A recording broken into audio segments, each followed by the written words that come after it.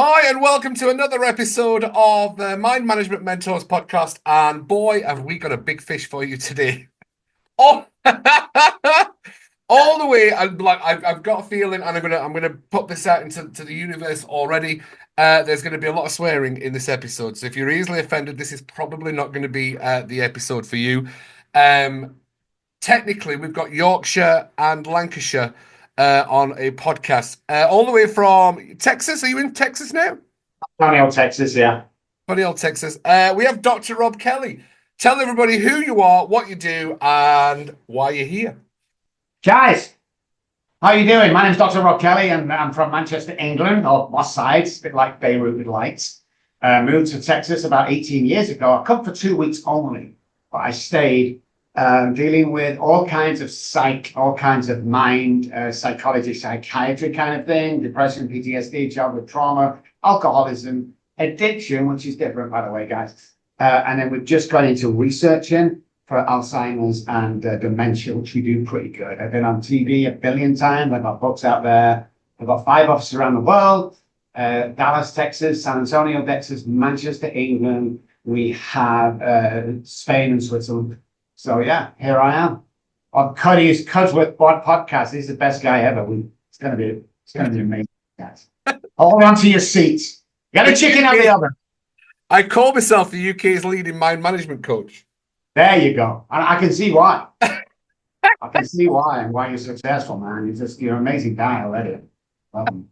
So we only did 5 minutes prep before the podcast, and then I had to check the chicken out. So the chicken's out. I'm always very open and honest. I think letting everybody know what's going on behind the scenes is a hell of a lot more important.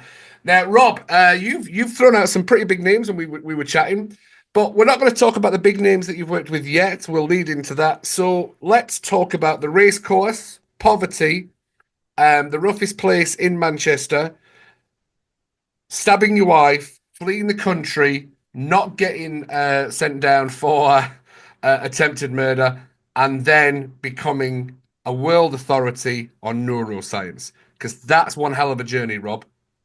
It is, and when I look back and look at it, it's like every now and again I'll pinch myself and go, oh my God, especially when you're going to meet somebody that you would never meet in normal life. And that racecourse guy, council estate in Manchester, guys, for those who don't know, comes out. It's like, you're not good enough, you're not good enough.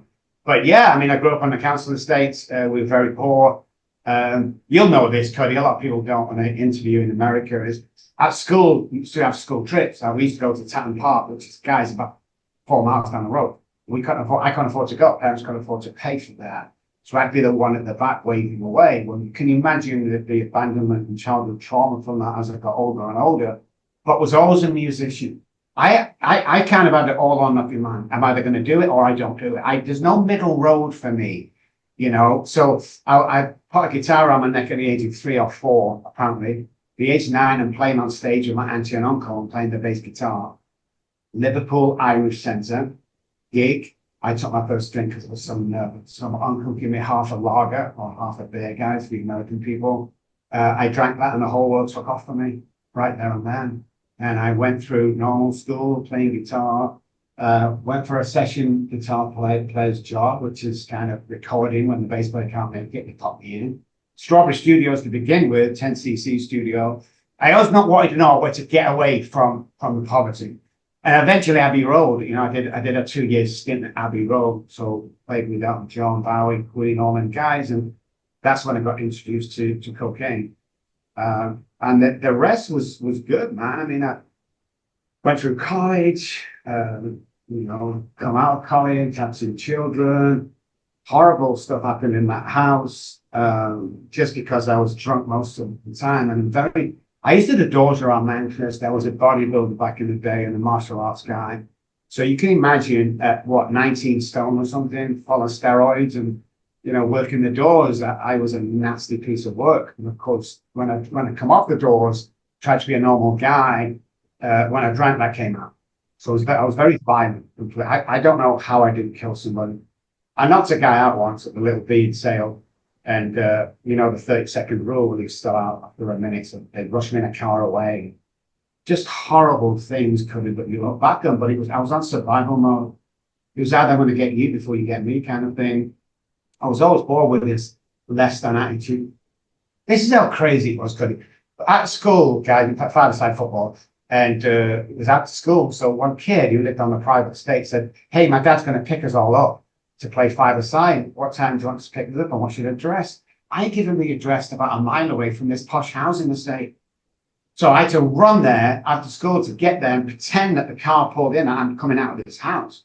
And then after the game, they dropped me off and I'm stood at this gate at a house I don't even know. And I'm going, "Please drive off." And they're going, "Go in, Rob, so we know you're safe. Please drive." It's just insane, but yeah, I knew that one day, even on the streets, I just knew one day that I'd get away from that stuff. Yeah. Wow. And that's only the surface. We're only scratching the surface there, Rob. And I used to be a doorman as well. So how tall are you? Because I know on a podcast I'm not going to know. How tall are you? I'm 6 foot. I weigh 230, but I used to weigh 300. So yeah, I was like 19 stone on the day. Did all the clubs in town, all the clubs in Manchester. We did Fridays. We did, a few main clubs in Manchester back in the day. I was probably the head doorman there. Did a lot of stuff. Dudley Flood. When I mentioned that name, we're probably going to smile. Dudley Who? Flood. Dudley Flood. No. I did Obviously, name. Leeds. I did Leeds and Derby. Oh, okay, yeah, yeah. The Dudley Floods was a big nightclub owner. It was a nasty piece of work, and he had a few boys within the College Street gang, and I was in that nasty guy, nasty boy.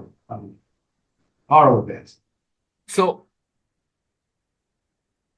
you've mentioned a few things that we're going to come back to. We're definitely going to come back to what's the difference between alcoholism and addiction. So I want to hold that. I'm going to put that to the side there. The chicken. Well, I'll put it on the side with the chicken. So you talked before we started. You've had a lot of spirals. You've had a lot because this is the story and the journey to will even lead up to being on the Oprah Winfrey show, to working with some of the biggest names in showbiz to help them manage their minds as well, which is what we do. It's important. But there's a bigger part to that journey and that story that we need to talk about, Rob, which is how did you go from abject poverty? Yes, you knew you were going to start making something of yourself. Yes, you've struggled with alcoholism. Yes, you've gone through that journey. Getting to the point, because we're not even got to the tipping point. I always want to find out what the tipping point is. So we're not even anywhere near the tipping point yet. So we talk about childhood. You're right there. Abandonment. You've talked about your traumas. Brilliant. Thank you so much for sharing. I know it's a big part of the journey that we have to share and things like that to live in this life that you're living now. But let's talk about what was going on when you stabbed your wife 3 times. Well, I was in the house. I was drinking every day, obviously, and we'd be drinking the night. And then I had 2 children, ages 1 and 3. And I remember waking up at early hours in the morning, 2 or 3 o'clock, and wanting to drink. And I knew somewhere I had a bottle of vodka still there. So I come downstairs, crept downstairs, searched, found this bottle of vodka, put it on the side for a second while I turned around to get a crystal glass because, hey, I'm not an alcoholic. And she came down behind me and she snatched the bottle off the side. And as I turned around, she said, "Rob, I think you've had enough." Now, any normal person would go, "Mrs. Kelly, you're right. I've got to go to work in like 4 hours. I've got to drive to work. This is ridiculous. Go back to bed and sleep." But what I did, I took the kitchen knife out and stabbed her 3 times. So then I grabbed the bottle of vodka. As she was on the floor bleeding, I drank the bottle of vodka and drinking it and I get to the phone, call a taxi, which was just literally around the corner of the ramp. And I called the ambulance and the police. And when I stood at the taxi waiting, because I didn't want her to die, and when I heard the sirens, I jumped in the taxi, fled to Manchester Airport and left for Spain because I knew that if she died, it'd be attempted murder. And if she did, sorry, it'd be murder. And even if she didn't, it'd probably be attempted murder or something like that. So that's what happened. It was a blink of an eye. And I stayed in Spain 3 months and the calls are going back and forth. And eventually no charges were brought. She came out. She was okay. I mean, psychologically, we didn't know then, but we know now, both of us, psychologically, I messed her up for probably whole of her life. But when I come home, this is the sad part of alcoholism, guys. Because when I came home, they knew what time I was arriving. My dad had bought my tickets. They'd cancel on credit cards. So I arrived home down 3 o'clock in the afternoon. And as I open the door, she's there with all the bags and everything. And she says, I'll love you to the day I die, but you're not going to kill our children. Because I'd fell on them and all that kind of stuff. And she left. And I'm like, I'm 3 days sober by now, by the way. And I'm like, Captain Weston, are you kidding me? Robb Kelly. So I got on my attorney, who went to court the next morning, and before I knew what day it was, he brought my 2 children back with the court authority, and he got papers. And I brought them in. It's like I brought them in, because I'm like, oh my God, yeah, I told you, bitch, you can't believe me, you don't know who I am. And I put me in front of the TV, and this was where it went wrong. Put me in front of the TV, and turned the TV on, and I walked into the kitchen, and I thought to myself, wouldn't it be great to have one drink just to celebrate getting my kids back? 2 days later, when the police kicked the door down, we bust in the door. I was unconscious. There was vodka bottles all over the place. They kicked me awake, handed me papers for unfit father. They grabbed the 2 children. They give the 3-year-old to mom and the 1-year-old to nana. And as I stumbled to the door, the police are there, the child protection was there. It was just about 12 people there. I nearly killed them, helping change all the diapers off fed food for 2 days because I'm in a stupor. So I get to the door. And my eldest daughter, she's like 3 years old, and she's walking down the path. I'm crying. One of the police officers was crying. It was that sad. And she said 3 things to me. Daddy, Daddy, please don't go. Halfway down the path, she turned again, Mummy's hand. Daddy, Daddy, please get better. After 30 years, I still get messed up by this. As they opened the wrought iron gate, she said, no, one more time. She said, Daddy, Daddy, please don't breathe. Don't do it. I just couldn't do it. So probably about 6 weeks after that, I lost the house, the children with a bike, the cars, the medical license, my insanity, and I'm on the streets going there. It's the one. That was it. And then, for 30 years, I never saw my children, sent every birth card, their birthday card and present, every Christmas birthday card and present to my mom. Every year, knowing quite well she would pass them on to my children. My ex-wife would have stopped her seeing the children. So, yeah, I mean, it was just, and I fought on the streets then. I could fight into earn money, the gypsies, and if I couldn't do that, I just walk into a supermarket, grab 2 bottles of vodka, one for me and one for the security guard's face. If he dares stop me, look, you can see the guy drained, his face would go white as I'm walking towards him. And the guy's both probably on $5 an hour, probably trying to provide for the kids, and I'm putting him in daily to buy me a fucking drink. What's that about? And that was my life, and that was it. That was how my life would go. So, suicide attempt, died twice. This was the big one. So, in the middle of the Monday morning, again, 2-3 o'clock, where the factories and offices are, guys, there's nobody inside. It's early in the morning. I dropped down to my hands and knees. And I started to cry like a baby. This is 14 months after the industry. Now, here's the insane part. I wasn't crying because I'd lost my kids, my house, my wife. I was crying from my stomach with an aching belly because I realized I couldn't stop drinking. I looked up to the sky and I said, if there's a God up there, I can't do this on my own anymore. 30 seconds later, a guy came on. He'd missed his last bus home from a Bible study. He came upon me and a shortcut he'd never taken before. He said, my name was Derek, you need help? And I was crying and took me back to his house. And he said, here's the deal. You can stay for as long as you want to get back in the treatment. And in covering Christian, we got to come to AA meeting. Fucking hate that meetings. But there's a drive there. So I went. Joined that meeting with a guy called John. Said, my name's John and I come alcohol. And I was like, what did he just say, Derek? He said he was recovered. I'm like, I just lost everything. You can't fucking recover. He talks about the book. He talks about God. It's just amazing. So after the meeting, I walked up and said, John, my name's Rob. Good to see you. Would you sponsor me?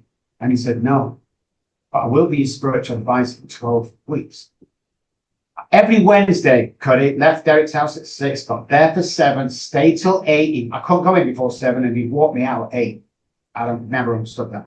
And then back home for 9, 12 times. The last time I went, they told me everything that was going to come true, including the next day, my life would change. God wants this, God wants. I said, it's not going to change, John.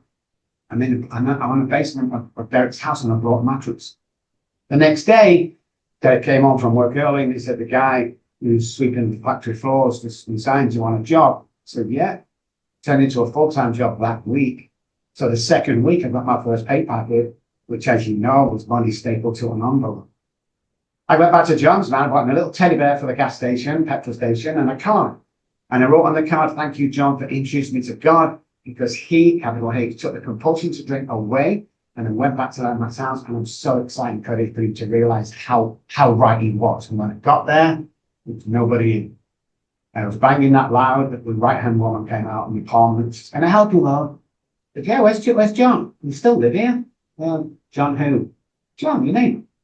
I've only been here for 2 months. I've not really seen anybody. So I went to the left-hand side, knocked on his door a little louder. Big guy gets it. What do you want? So where's John moved to? John who? What's wrong with you guys? John, the guy next door to you, John. There's been no one there. He went on to tell me that the house is derelict. And if you walk into it, you'd fall 2 flights down and probably kill yourself. I'm thinking, this guy's nuts. So I got to a meeting the next day where I met John. In the meeting I never used to go to after that. And he said, Robert, I said, thank God for that. The chairman, he knows me. Thank God for that. I thought I was going insane. Does John still come here? He said, John who? I said, over near the coffee machine, talking to him. No sponsor. Oh, Rob, we thought you were praying. You were over near the coffee machine speaking to yourself. We've never found that man, Patty. But everything he taught me is why we have almost 100% success. Every single thing he taught me came true. He told me of America, Texas. And so when I got wealthy, I called that guy who hired this really, really, really good detective agency in Manchester, and they complied. But everything he taught me is what I do today. And he said, you'll be wealthy, you'll meet a partner, you'll live in, he did say Texas, far away. He actually said about 4,500 miles away, and I thought that's weird. Texas is 4,500 miles away from Manchester. So yeah, and my life from there, just when I came over here, just picked up, man. And yeah, it's crazy. Just mind-blowing stuff that happened to me while I'm here. So you just kind of roll with it to begin with, thinking, oh my God, this is just mind-blowing. We meet people who are supposed to meet. Money. It's just insane. But I live every day. I'm happy every single day. That's what I tell people. But you can't be happy every day. Says fucking who? Don't tell me that shit. You can be happy every single day and you can do anything you want to do. And when I used to tell people that years ago, you go, well, and Americans, well, I can't be president of the United States. Let's forget the political view for a second over here. I'm not into politics. They've done nothing for me and vice versa. But we had a businessman in the country for 4 years with no political experience whatsoever. Don't fucking dare tell me you can't achieve your dreams. Someone's put that there. It's just like... Wow. Thank you for sharing. Of course, man, of course. And I'm sure there's going to be a lot of people that's going to ask the question, who was John? 15 years, I would never tell that story, buddy. 15 years, I would often go back to that story. And from the things I've seen and what I've been through since that, even over here, with a couple of cancer scares and all that kind of stuff, he was an angel. He came down. I was an atheist because my priest molested me when I was a kid. I got no skin in this game. You know, he had to be an angel. And because what he told me and what he's done for me, just mind blowing. Because he told me, listen, you've got to go from today, go into the rooms of AA and guarantee people can recover. But can you imagine doing that? Everybody was against me. Like, the only thing on my side is, you know, I was still pretty handy with the fists, and I wasn't withered away. I was still big. So anybody who wanted to argue, step outside kind of thing. Now you're talking my language, but nobody did to my face. But you know, people tell me, oh God, you know, talking about you when you leave, and you know, one day. There's a day, you know the deal, Cody, and you're a big guy, fine, you should come back in there and beat the shit out. We don't. We just, you know, it's hard. But yeah, it's been a journey. I mean, I'm 63 now. And I feel 23. And I act 33 of that. And I dress like 16. And I do things you're not supposed to do at 63 years old, but I'm like, fuck it. You know, I have something that not a lot of people have. One is, you know, and secondly, the most important thing in life that you can truly have, but 99% of people don't, is I don't give a fuck what people think about me today. You know, you get a comment on it, that's rubbing their belt, that's shit, who do you think he is? It's like, let's do the background check of this guy. Oh, he's at home with his mom.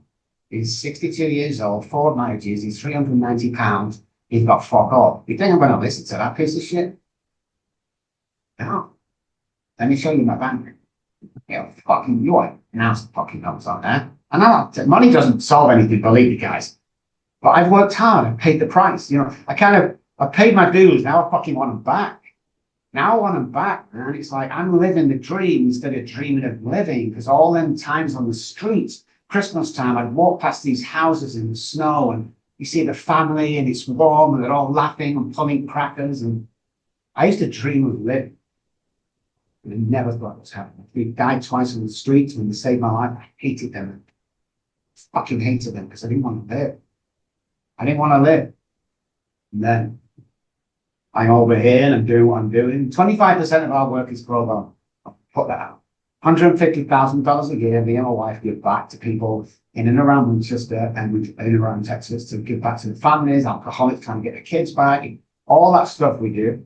The Robb Kelly Foundation helps people, but my journey has not only been amazing, but it's been eye-opening. And it takes you to a level where, what can you do to me that I haven't already done to myself, kind of mindset and business? And I take entrepreneurs for the same thing. It's like, here's the deal. How much do you earn? Well, we earned 190,000 last year. Do you want to earn $1 million? Well, of course we do. Well, we can't guarantee that. If you don't earn $1 million this year, I will make the difference up. And people call me insane, but it's never not happened because they don't know how powerful that is. I mean, the layman has no fucking idea what this is. No idea. 3 parts of our brain, basal ganglia, hypothalamus, and the amygdala that can change it. That's what we need to. Boom, mic drop, walk away. Good night. I'm here all week. I'm waiting for Cuddy to fucking serve the chicken. I'm here all week. Because I'm just taking it in like a sponge right now, Rob. I'm taking it in like an absolute sponge. So, because I've not even told everybody technically what you do. We're just going through the story part at this moment in time. And wow. I mean, to be fair, that's what movies are made of. That's not even, to be fair, there's too much for a movie there. That's a Netflix eight episode special, that one. Right? That's what I keep saying. Like, I send my book over and make it into a fucking movie. Like, I actually got it in the hands of a movie, a very famous movie because of who I work with today. But he just signed a Netflix deal. So we'll see. Hopefully, I don't know. But it's crazy. I mean, and all that's based on, I had nothing. One of the most dangerous person in the world is people who've got nothing to lose. I still got nothing to lose. Well, you didn't take my fucking house off me. You think I give a shit? I don't care. So, just in case people have missed out it, let's go through the little tick box for everything for Robb Kelly. So, correct me if I'm wrong, and please do, but abuse as a child? Yes. Religious abuse, I think you mentioned? Yes. Right. Poverty, roughest part of Manchester, steroid abuse, cocaine abuse, alcoholism from a young age. Yeah, 9. Yeah. 9 from standing on stage. You got into the drinking. Yeah. Perfect. Lying, stabbing the wife, messing up your kids, to be fair. Right? So if you've ticked the box, this is more like a Rubik Cube box, isn't it? It's not a one-sided box, is it? We're ticking every square in the Rubik's Cube for, if you don't mind the word, dumbfuckery. All right? Yeah. What some people would class as a dumbfuckery. Yeah. Now, what was the tipping point? Was the tipping point having the kids and realizing you'd messed up with the drink? Was that the tipping point where I need to make the change? No. I'm sat on the streets 14 months in, still didn't think I had a problem. Yeah. This is the crazy part about alcoholism. The tipping point was John. The tipping point was Derek finding me.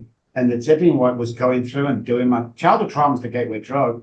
We didn't know that. Most people don't know that now. Alcoholics and addicts are more sensitive. Business guys, entrepreneurs, more sensitive to trauma. That's the way the brain works. So that was the point when it all changed for me. Was living at Derek's and meeting John.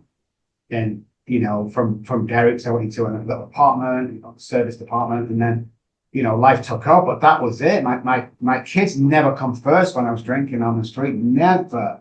And we know today the hypothalamus, the difference between drugs and alcohol, the hypothalamus hijacks to survival part of the brain, which we'll go into short if you want me to. But that was it for me. It was just, I just knew that one day my pain, my trauma, and everything that I did, the look on my children's faces when the police took them away, I just knew that one day that would become my greatest asset going forward.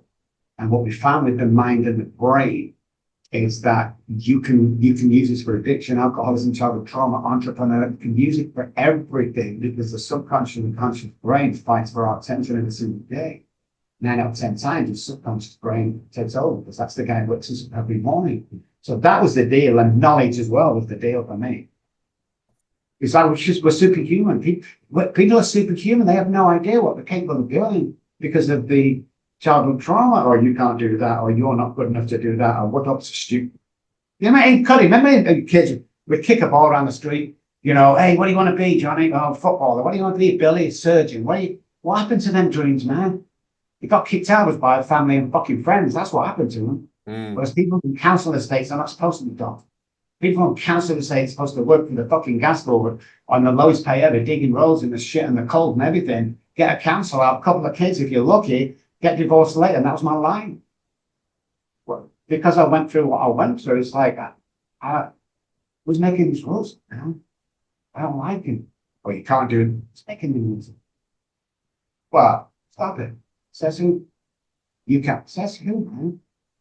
So now we're going into let's move into the neuroscience part. For people, you are one of the major authorities for neuroscience in not just the America, but in the world right now. Yes. And how So did that come about? Going from where you are to where you are now, what was the path and the journey to becoming one of the leading authorities on neuroscience? And what is neuroscience? So what triggered me so good to get here is nobody knew what I was going through when I was an alcoholic. Nobody knew how to cure that or release it, or nobody knew shit about what I was going through. So when I said to people, if I don't get a drink, I'll do A, B, and C, they go, that's stupid, you're insane. My doctor sent me to AA because he said, you're an alcoholic. Well, there's a couple of things we need to bear in mind here, guys. Alcoholism is the only self-diagnosed illness in the world. 10 DWIs, DUI, do not make you an alcoholic, nor a warning from the doctors, number one. And secondly, if you don't diagnose yourself and you are an alcoholic, and there's ways of doing that, you're going to die. And I'm the guy just like you. I don't take any shit off anybody. I'll tell you fucking straight. You have to pass an assessment to get on here. We don't just take anybody. I went to, big female singer who shaved her head down for $1 million many years ago. So I was intrigued. Why? Because nobody knows. Why is this happening? Why? My kids, man. Are you kidding me? A fucking kid. Could I do that?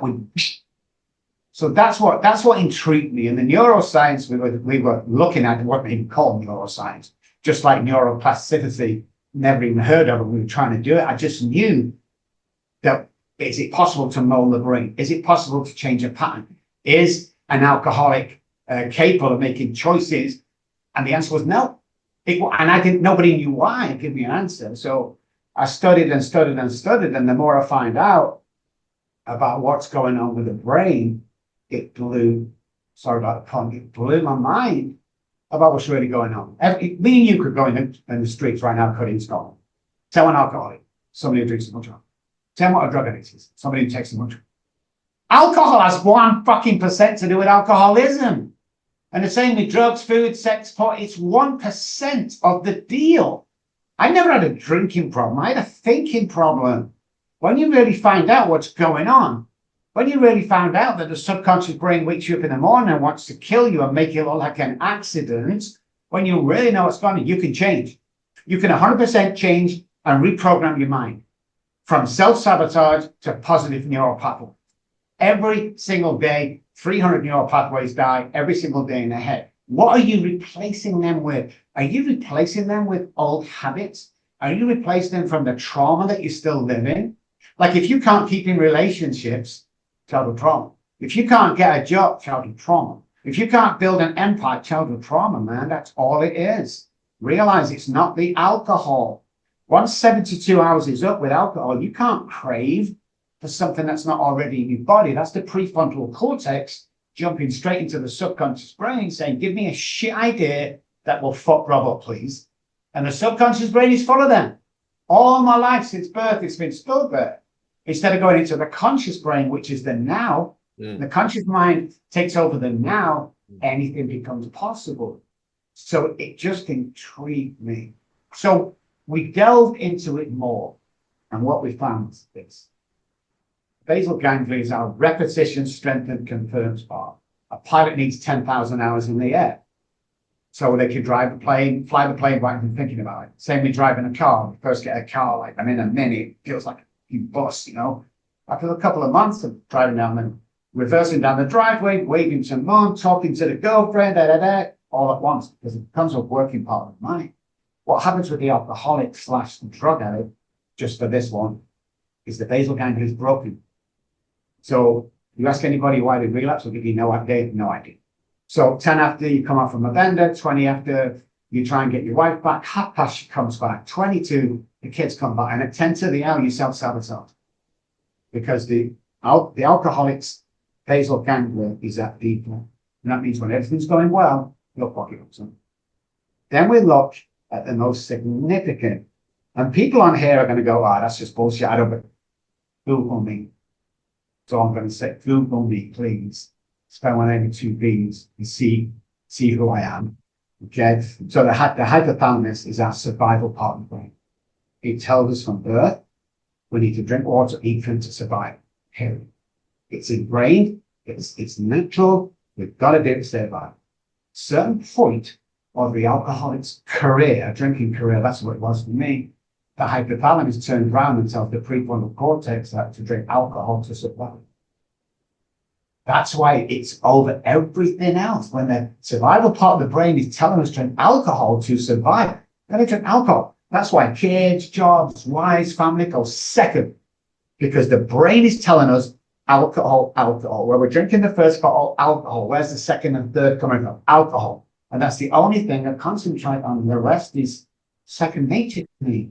That's why it's a disease. There are choices pertaining to neuroscience and chemical and behavioral science in one's brain that makes it a no choice question for you is whether I drink, whether I not. So if you can choose whether you drink or not, you're not an alcoholic. Again, self-diagnosed, I can't tell you, probably not alcoholic. Can you trace it 3 generations back?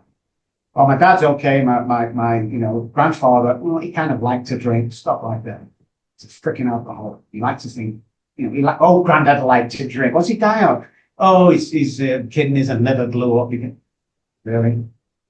Alcoholism. So that's one thing. And when you take the first drink, can you stop? Simple question. I can't. If I took a drink, probably same with you, Cuddy, I'm not sure. If I took a drink now, Christmas has to be cancelled for me. I'm not going to make it back. Because I'll tell you what I'm going to do.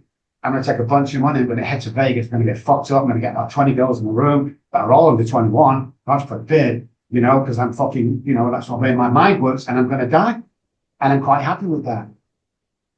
So I can't go there, do my morning work every morning. I have to do certain things during the day. I have to inspire people. This is why we do the podcast. Courtney, we turned down, I want to say 20 or 30 podcasts a week. We turned down. Courtney's job is to go out and find, whether they got 1 follower or a million, find the best of the best in this, and she scours the internet every fucking day. And we should come Wow. got this Cuddy, man. You're going to speak to him, like, well, who is he? From England. Oh, okay. What else? You're just going to fuck him up, man. You're going to get on really well. You're going to save a life between you. That's why we do it. I'm not advertising my services on here. No way. In fact, I'll give you free books if you're in the US. I can't send them to the UK.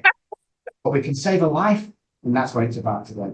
And a piece of chicken if you're lucky. The chicken, by the way, the oven's still beeping because I forgot to turn the tile off. So I've turned the heat off, but right in the background, you can't hear it through the speaker, but it's like there's a beep, beep. And my wife's home in about 15 minutes, so she'll be like, that oven's still on.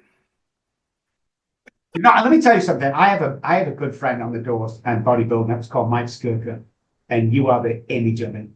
You are everything he was. And God told me one day that you'll meet Mike again. And I swear on my children's life, that's you. Oh, So wow. Rob every Kelly. no man, fuck you. We're gonna visit them. I'm just stopping you. Yeah. Wow. Seriously. By the way, for Courtney and you, thank you very much. We've not even finished.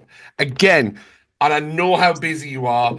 And if you've seen any of the podcasts, I do talk a lot because I always want to put that little bit of information that I know and that helps in the podcast, but I literally could not shut up enough while you were talking. And I hope all the viewers are gonna. So well done. So you are now a world-renowned neuroscience, technically saying from what I hear, and then this is when you get the complaints, is I will cure alcoholism. That's literally kind of what you're heading towards without saying it. You can cure addiction. You can't cure alcoholism because of the hypothalamus, but you can't cure food poisoning or the common cold. But you'll never relapse again, is what we're saying. Is perfect. I wanted to make sure we got it worded right for you perfectly. Yeah. So you'll never drink again because As we keep following the program. Yeah. said that now you still know you've got your triggers, you've got your, and you know that you can't do certain things. You can't Yes. say, I'll just have a little cheeky drink next Wednesday. Yeah. Correct. Correct. Wow. And then now we're broadening. We're doing depression and all sorts of stuff. And of course, we work with a bunch of entrepreneurs. I only work with 4 patients every 3 months. I do the guys that want your attention 24 hours a day. So, but all my coaches, all my therapists around the world are working with people. Telehealth is our 90% of our work today. So we get to work with people in China, Japan, England, Scotland, wherever.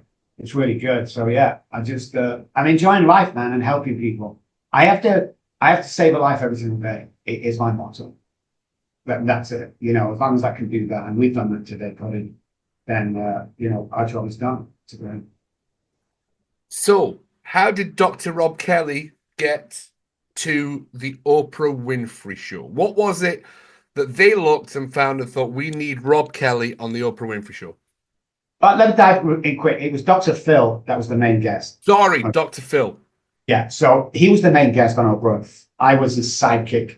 And then we got on the eye opener, and then it's word of mouth. Gordon Ramsay is a good friend of mine. He was the best man at my wedding. Good friend of mine. And he got me into places. Within 4 or 5 weeks of being here, I could stay up to 3 months being legal. He got me a DVD video that paid me $100,000 to do a set of DVDs about addiction and alcoholism and stuff like that. So it kind of rolls round from there. And then you get invites from all sorts, and then you work with your first high profile client, and then, it's just the ball rolls from there.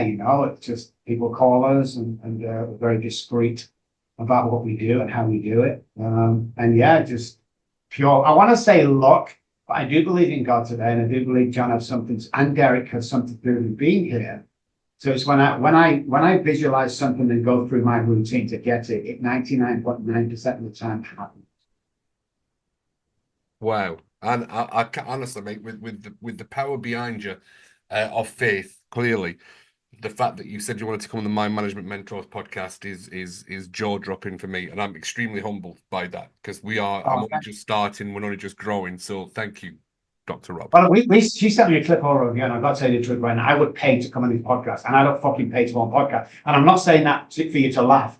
I'm saying that when I saw you on screen, I connected straight away with you, man. And do it now as soon as possible. And I don't do that anymore. Have you ever heard of Joe Rogan? Yes, yeah, of I'm course. on Joe Rogan podcast in a month or two, but we turned down loads, man. So yeah, you have something special here. I wanted to be part of it. Me and you are going to be BFFs going forward. I can tell you that now, without a fact, because there's a lot of things me and you can do. I'm telling you, man. We're gonna meet up when I get to Scotland in about 5 or 6 weeks' time.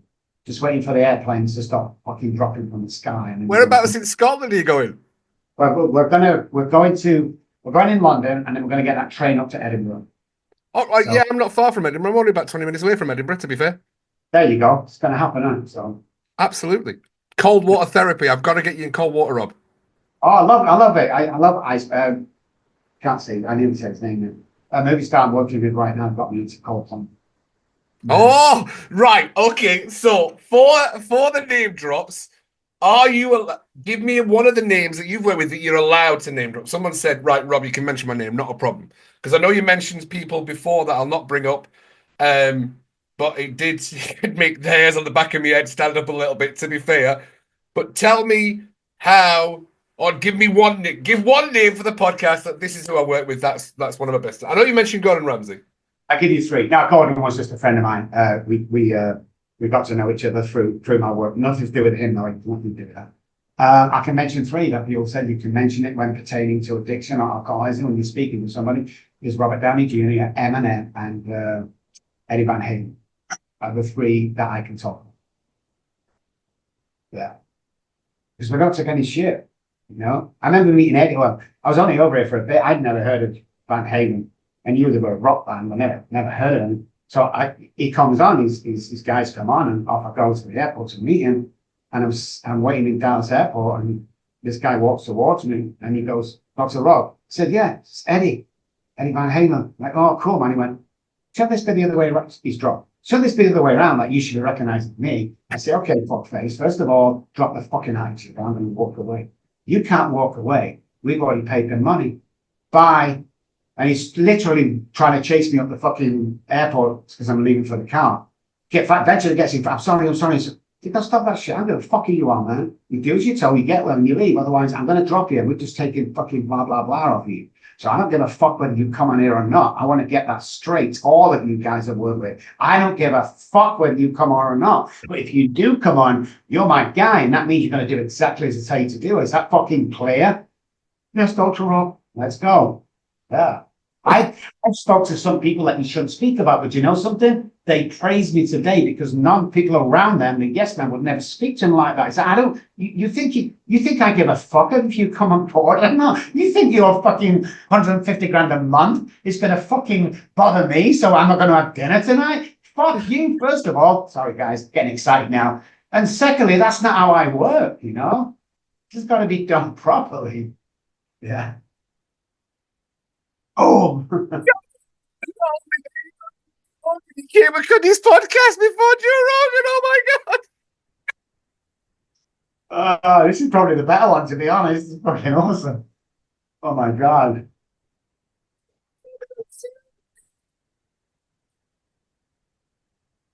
I know how busy you are, so to be fair, I actually want to do like a whole series of podcasts with you, not just one. And I know how busy you are, so I'm going to wrap up. But this is not even the full story. This is. Do you ever? Did you ever read the book Fear and Loathing in Las Vegas? Yes. This, Yes. oh, Right. literally, I'm like, I need your book. I Right.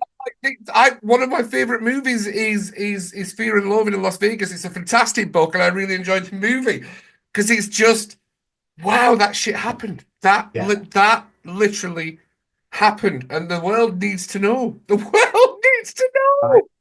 I know, right? When I first met my wife and I told her about all this stuff I've done, she kind of went, she don't really exaggerate things. I'm an honest person.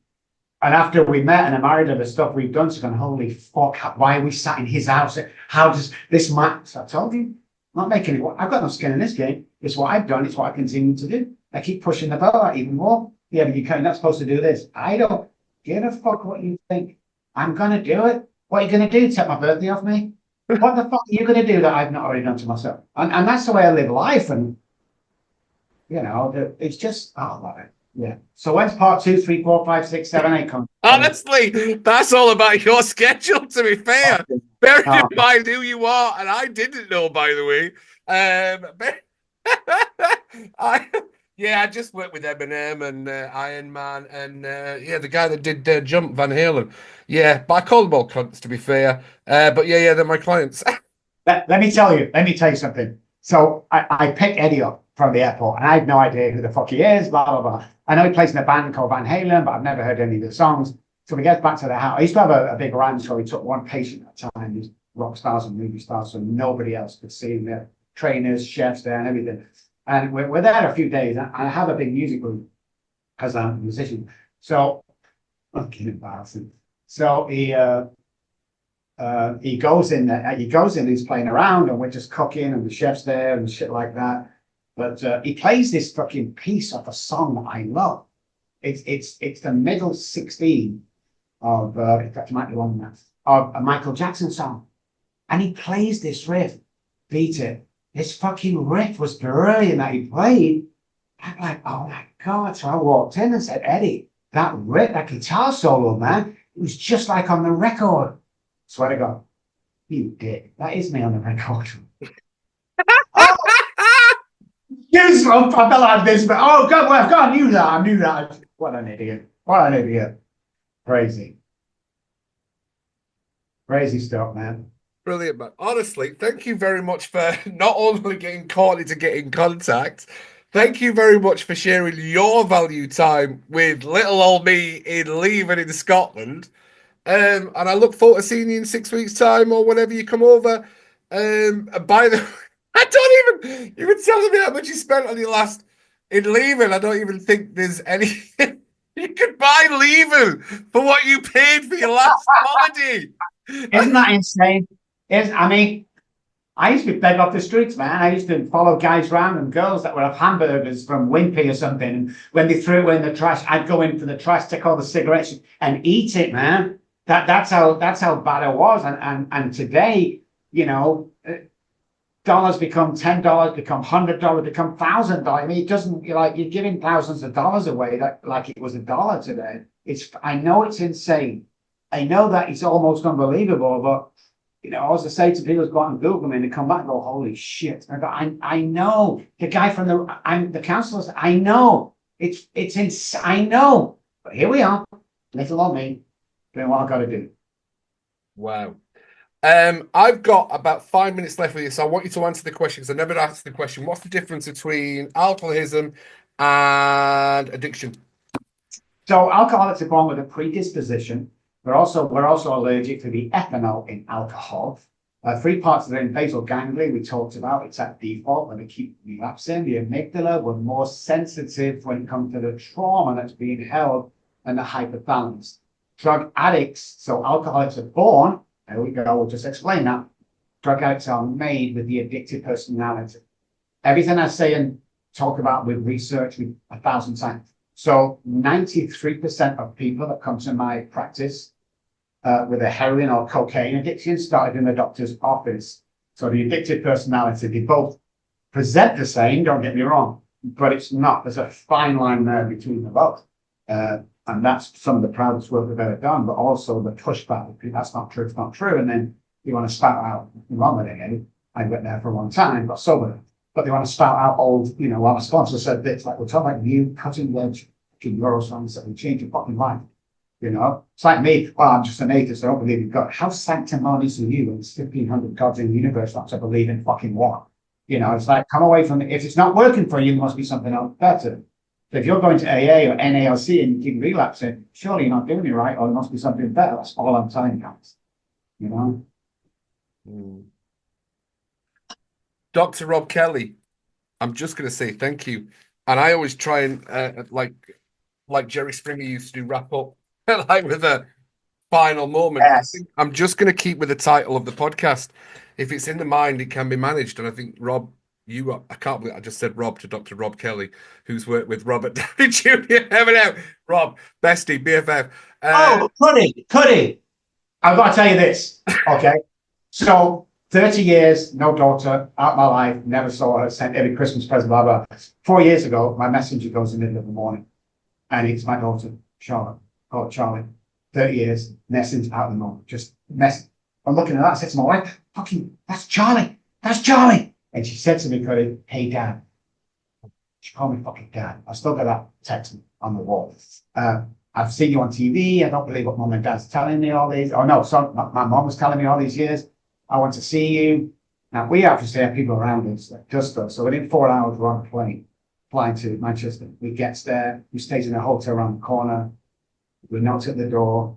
Oh, before I knocked on the door, sorry, they opened the door. My daughter, it was just all that shit that I'd let people down and stuff. But we hugged and we cried. And she took me by her hand, Cuddy, and this is the fuck shit. Again, took me by my hand and she led me into her living room and she handed me my food.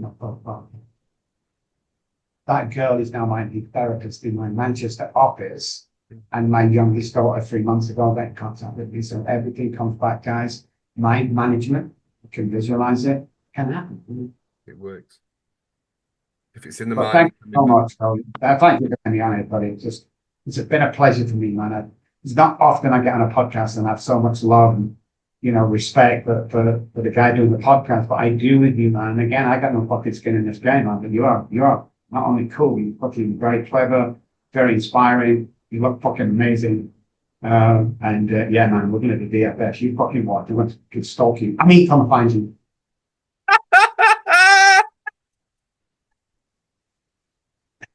I can't wait to I'll do a video with you getting into the fourth down at Leven. All right, that's what we'll do. Yes, yes, definitely, definitely. Everybody in cold water. Get in cold water. Got to get you in cold water. Oh, yeah, Change your life. definitely, As definitely. always, big love from Cuddy. Rob, is there anything? Sorry, Dr. Rob, is there anything else you would like to see? No, man, just believe. Don't believe you can't do shit because your mind works two ways. The subconscious mind wakes up in the morning because it loves hypoxic situations. So the body, lack of oxygen between the hours of 2 and 5 on a normal circadian sleep pattern. When the oxygen is looped, the subconscious brain is thriving. This is the guy that just stab your wife, sleep with the girlfriend next door. This is the bad guy that wants to kill you and make it look like an accident. If you get up in the morning, do 20 exaggerated breaths in and out. Let's get the oxygen going. What happens is kills this guy and the conscious brain is alive. The conscious brain loves oxygen. As long as you keep doing that through the day, the conscious brain will run it and it will make the decisions that you are going to succeed in everything, in wealth, in health, in everything. The only bad news to that, guys, watch this carefully, guys at home, who wakes me up tomorrow morning, it's this guy. That's why it's got to be done every 24 hours. There's two parts of the brain reset every 24 hours in the brain. And thank you for listening. Wow, the breath is the elixir of life. It literally, Oh, it is the one. presence of oxygen equals the lack of disease. Every single disease in the human body starts in a hypoxic area. And we only breathe 45% of our lungs. Wow. Rob, this is part one of a 17. It's a weekly show now, guys. As always, big love from Cuddy, and we will see you on the next episode of the Mind Management Mentors podcast. Dr. Rob, what an absolute pleasure. Thank you.